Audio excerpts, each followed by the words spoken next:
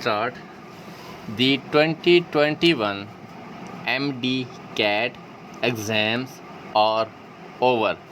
Based on their performance, approximately 200 top performers will make their way to public and private medical and dental colleges. But much like last year's test, MD-CAT 2021 has triggered a controversy that refuses to die down. Students have been protesting that some topics in the exam were not in their syllabus. They have also said that the MD-CAT was not held on a single day, which gave an unfair advantage to some students who presumably but had more time to revise. And they have criticized the testing conditions, complaining of defective internet facilities.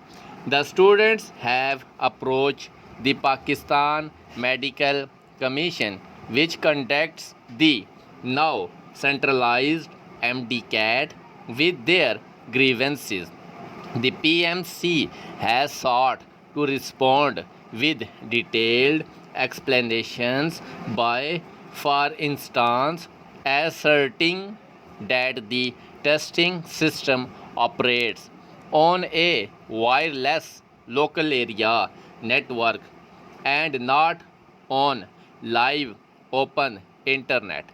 It also insists that the test was within the prescribed syllabus and has said that a post exam analysis will be conducted and remedial steps taken if required.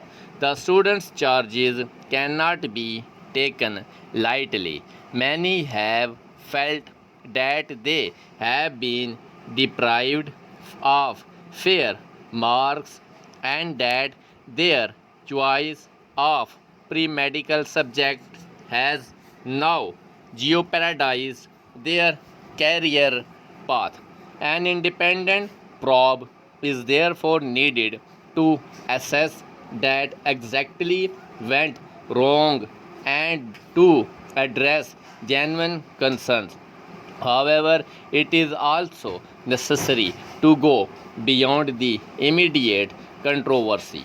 For years, students in the country have been exposed to an educational setting where rote learning takes precedence over critical thinking. Facts are taught and theories learned. Nevertheless, the extent to which the students have understood a concept does not depend on memorization alone.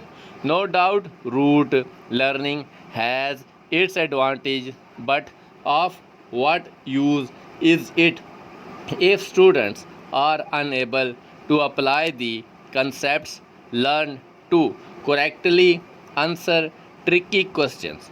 The PMC mentions that 30% of the MCQs in the MD-CAT were application based. That presents a dilemma for our educational authorities.